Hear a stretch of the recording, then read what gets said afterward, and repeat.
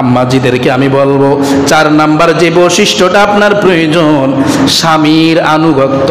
স্বামী যা বলেছে, হুকুম করেছে, আদেশ করেছে, সেইটা আপনি মানবেন, যেইটা নিষেধ করেছে সেইটা আপনি পরিহার করবেন।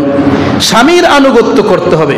আমার নবীজি বলেন, যদি কোনো নারী তার স্বামীর আনুগত্য করে, যত কষ্টে হোক না কেন, স্বামীর আনুগত্য করে যদি কবরের মধ্যে আসে, আমি রাসূল গ্যারান্টি দিয়ে বললাম, সে যত বড় গুনাহগার হোক, আল্লাহ তাআলার দামি জান্নাতে পৌঁছে দেওয়ার জন্য স্বামীর আনুগত্যে যথেষ্ট হয়ে যাবে। সুবহানাল্লাহ। স্বামীর আনুগত্য কোথা থেকে আসবে? হয়তো কাজের লোকে মনে করে না। স্ত্রীরা স্বামীকে কাজের লোকে তো মনে করে না, কাজের লোকে তো মনে করে না, আর কি স্বামী মনে করবে? স্বামী মনে করলে তো হয়েছিল, ও দেখলে তো রাগ উঠা যায় যে এটা কিনতে হয়েছে, উডানটার ভিতরে ফাড়াটা দিলে তো এটা কিনতে হয়েছে, এতক্ষণ বাহিরে তো ভালো বসলাম, শান্তিতে আছে, এটা এটা কিনতে হয়েছে, এটা মানে বাড়িতে গেলে যেন শরীরটার ভিতরে রাগ উঠা যায়।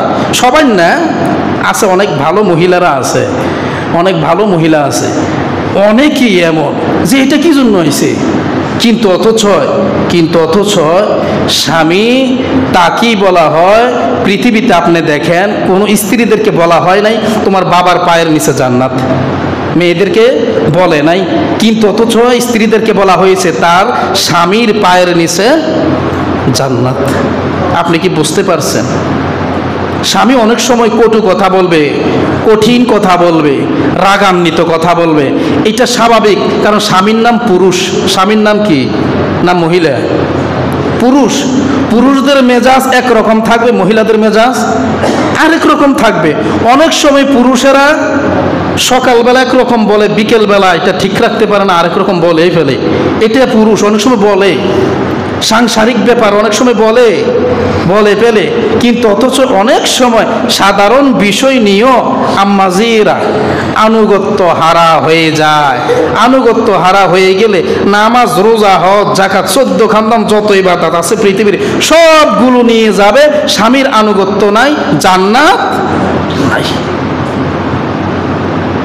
আমি বললাম না, হয়তো আম্মাজিরা শুনছে আর ভাবছে যায়, হ্যাঁ হুজুরে এত কষ্ট করে রান্না বাইরা খাওয়ায়, হুজুর এটা কিতা কইল, আমরার বিরুদ্ধে না কইলো, বেড়াতের পক্ষে না গেল, আসলে পক্ষে বিপক্ষে না।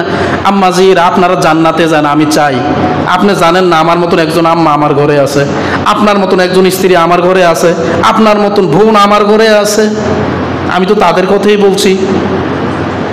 সুতরাং প্রত্যেকে খেয়াল রাখবেন, আপনার যতই ইবাদত করেন স্বামীর মনে যেন কষ্ট না হয়, স্বামীর আনুগত্য যেন থাকে।